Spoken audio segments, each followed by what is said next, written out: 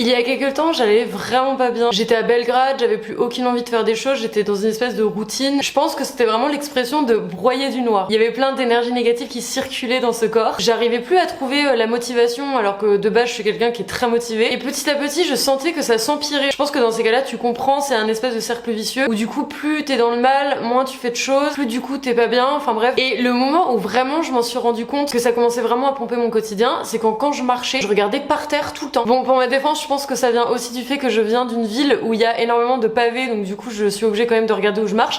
Mais là je me sentais que c'était plus que d'habitude. Je levais pas le nez, je regardais pas en fait finalement mon environnement, ce qu'il y avait autour de moi, etc. Et ça me fait penser à une phrase de Belinda Cannon, qui est une écrivaine, qui disait: quand je suis malheureuse, je traverse ce monde si beau sans le voir. Et c'est exactement ça. Et du coup je me suis rappelé de quelques fois où j'étais vraiment pas bien et de ce qui m'avait sorti de cet état un peu léthargique. Et d'ailleurs que cet état soit ponctuel, vraiment genre 2 heures dans ta journée, ou de manière un peu plus permanente depuis quelques jours ou quelques semaines. Bah, ce qui m'avait sorti de ça, ça a été le fait à un moment, par exemple quand je me baladais dans la rue, d'avoir ce petit truc dans ta tête de dire tiens, je vais prendre conscience du moment présent. Et à partir du moment où je me disais ça, d'un coup je faisais attention à mon environnement, aux détails, aux gens, aux scènes du quotidien, à l'air qui rentrait dans mes poumons. Et j'ai remarqué que ça c'était ultra efficace quand tu vas pas bien, parce que tu deviens consciente du moment présent et c'est comme si d'un coup tu prenais énormément de distance avec les trucs qui te prennent la tête, cette espèce de sensation de rien n'est grave. Et surtout tu perçois la beauté du monde qui t'entoure. Et du coup cette fois-ci où j'étais pas bien, j'étais à Belgrade et je me suis dit pourquoi pas un peu changer d'air et entamer un cercle vertueux en voyant des belles choses qui me nourrissent et que du coup je retrouve petit à petit ce bonheur et cette joie de vivre. Au revoir petit appartement.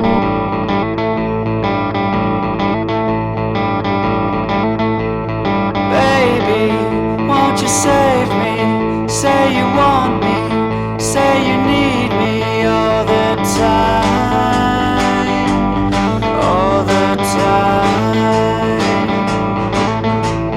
Lately, I've been crazy.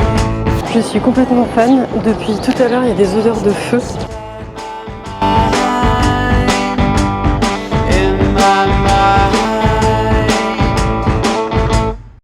La beauté, c'est un concept tellement abstrait. Il y a tellement de philosophes qui ont théorisé, débattu sur ça depuis des millénaires, sur des questions comme qu'est-ce qui est beau, pourquoi on trouve un truc beau, pourquoi voir quelque chose de beau ça rend heureux, pourquoi ça remonte le moral. T'as des choses un peu universelles qui vont parler à tout le monde, comme le coucher de soleil, genre qui n'aime pas un coucher de soleil? Quand j'étais au Sri Lanka, j'avais vu un lever de soleil qui était absolument grandiose et c'est là que tu te sens tellement petit et en même temps tu te sens carrément à ta place. Genre moi, je fais partie de cette planète, je fais partie d'un tout où tous les jours t'as le soleil qui se lève, qui se couche et tous les jours t'as ce tableau magnifique qui se répète et t'as une impression de perfection, que tout est parfait, que rien n'est grave quand tu vois ça. Genre quand tu vois un lever de soleil ou un coucher sur une plage ou une montagne ou même sur l'autoroute, il y a qu'à voir le nombre de gens qui postent des photos de coucher de soleil sur Insta. Il y a vraiment un côté beauté universelle là-dedans. T'as aussi les paysages grandioses, les monuments qui sont tout aussi grandioses. Je peux pas te parler de monuments grandioses sans te montrer cette splendeur, l'église Saint-Sava. Je sais pas comment t'expliquer, mais cette église c'est devenue une des plus belles choses que j'ai vues au monde et ça colle parfaitement à la beauté universelle que je te dis parce que tu peux pas ne pas trouver ce lieu absolument magnifique et grandiose. Tout est fait en mosaïque et c'est une des églises orthodoxes les plus grandes du monde.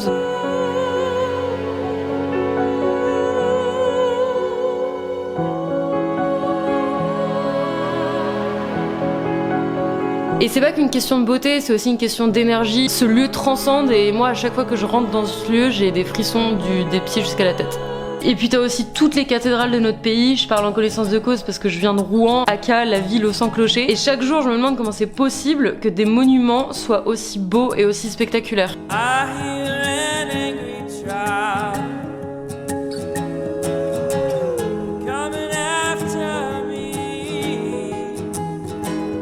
Et c'était ça que j'étais venue chercher à Subotica, c'était voir des monuments qui me fassent voyager, qui m'émerveillent, qui me disent mais putain c'est beau et qui du coup me rendent heureuse. Et dans les belles choses, il y a aussi évidemment la nature, les fleurs, les arbres. Et tout ça globalement, on trouve ça beau. Je pense que c'est très rare d'entendre quelqu'un qui dit les fleurs, je trouve ça moche. Moi ça m'émerveille, enfin j'adore voir des fleurs, voir leurs couleurs, voir leurs formes si différentes, leurs apparats. Et j'adore les petites fleurs qui sont d'une couleur très vive. Je trouve ça poétique en plus. Pareil, voir des beaux arbres, c'est incroyable ça aussi. Et tu vois, l'autre fois je me baladais en forêt, j'ai vu un énorme chêne mais qui était juste majestueux, cet énorme tronc avec les énormes racines qui plongent dans la terre et qui se déploient sur des mètres et des mètres en dessous de nos pieds quoi. Je l'ai trouvé splendide ce chêne, d'ailleurs il s'appelait le chêne à la Vierge parce que tu vois il était là et il y avait quelque chose d'immuable, il était complètement indépendant du temps, des événements qui pouvaient se passer n'importe quoi, genre ce chêne resterait là enraciné dans le sol. Et tu vois globalement tout ce dont je viens de te parler, les monuments grandioses, les paysages splendides, les couchers de soleil, la nature, bah c'est des choses qui sont belles universellement. Et c'est le philosophe Kant qui parlait de ça et qui disait très justement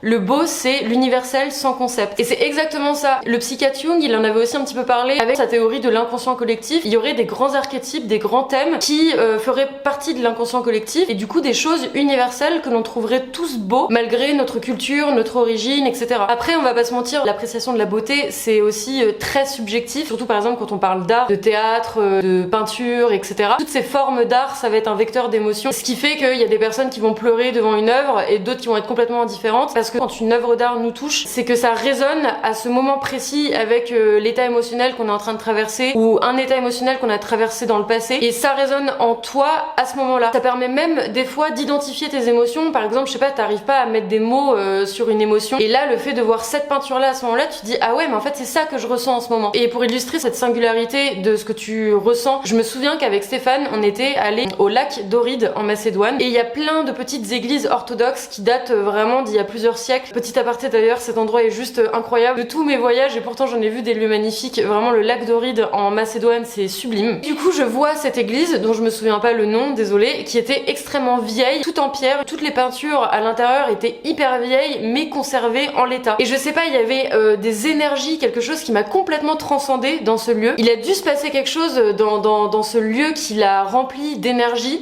qui m'ont chamboulée et je me suis écroulée en pleurs tellement j'étais époustouflée devant la beauté de cet endroit. Et tu vois par exemple Stéphane qui était avec moi, bah lui il trouvait ça magnifique mais ça l'a pas chamboulé à ce point là. Et le beau en vrai c'est pas que esthétique, c'est pas que dans l'harmonie, pas que dans l'équilibre parfait, c'est aussi justement dans l'imperfection. T'as vraiment une splendeur dans cette imperfection, dans le laid. Typiquement les gens que tu vois dans la rue, personne n'est moche, personne n'est laid, tout le monde a un charme et tout le monde a une beauté propre à lui, singulière, grâce à ses rides, grâce à ses cicatrices, grâce à ses plaies, grâce à ses différences qui vont être autant de marques du passé et de l'histoire de la personne. Et je trouve ça personnellement magnifique, la singularité de chacun, l'unicité. Et justement ça me fait penser à la psychologie positive qui décrit 24 forces de personnalité qui amènent au bonheur dans la vie. Il y a le fait d'apprécier la beauté et l'excellence. En d'autres mots, c'est réussir à s'émerveiller et justement cultiver cette attitude et cette force qu'est l'émerveillement. Et l'émerveillement, mais c'est pour moi la base de la vie. Si je m'émerveille toujours quand j'ai 80 ans, 90 ans avant de mourir, mais pour moi j'ai réussi ma vie. C'est le meilleur remède face à tout ce qui se passe dans le monde et au fait que le monde devient de plus en plus cynique. C'est le meilleur remède aussi face à la dépression, à l'ennui, à la tristesse, à l'indifférence, et tout ça c'est des sentiments qui participent à dégrader l'estime de soi, dégrader le sentiment d'exister. Et d'ailleurs ça me fait penser que j'ai lu un truc super intéressant en faisant cette vidéo. C'est une méta-analyse de 93 études qui montre que certes la beauté c'est subjectif, mais les zones cérébrales qui s'activaient quand on appréciait la beauté de quelque chose étaient exactement les mêmes aires cérébrales que celles qui perçoivent les objets de grande valeur économique ou de grande valeur sexuelle. C'est hyper intéressant parce que ça montre que la fonction cérébrale d'appréciation de la beauté, c'est une espèce de fonction parasite, c'est développé à côté des fonctions liées à notre survie. Donc finalement ça rejoint ce que je te dis, tu vois, que le fait d'apprécier la beauté, ça participe à contrer ces sentiments finalement qui nous font mourir à petit feu. Et c'est Jung, oui, encore lui, j'adore cette citation, s'ancrer dans le beau donne des forces. Et c'est là tout ce que je veux te dire dans cette vidéo, c'est que en fait voir des belles choses, ça remonte le moral, ça rend heureux en fait. Et je dirais même que c'est trouver les choses belles qui rend heureux. C'est le fait de trouver de la beauté dans n'importe quoi, dans les choses qui t'entourent, dans ton quotidien, dans des choses même qui, au stricto sensu, ne sont pas belles, comme je te disais tout à l'heure. C'est ça que je voulais te transmettre dans cette vidéo, c'est que c'est un truc que j'ai capté vraiment pour moi. Pour aller mieux, c'est un moment consciemment faire le petit effort de s'émerveiller. Ça doit pas venir forcément spontanément. Genre t'es pas bien, tu te balades dans la rue. À un moment, consciemment te dire je vais regarder ça et je vais trouver la beauté dans ce que je regarde. Et en fait petit à petit ça va devenir une seconde nature. L'émerveillement c'est une force qui se nourrit, c'est une question d'attitude. Tout le monde,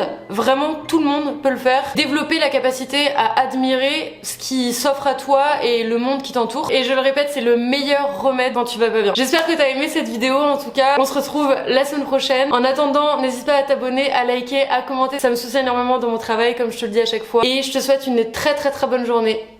Je t'embrasse, gros bisous.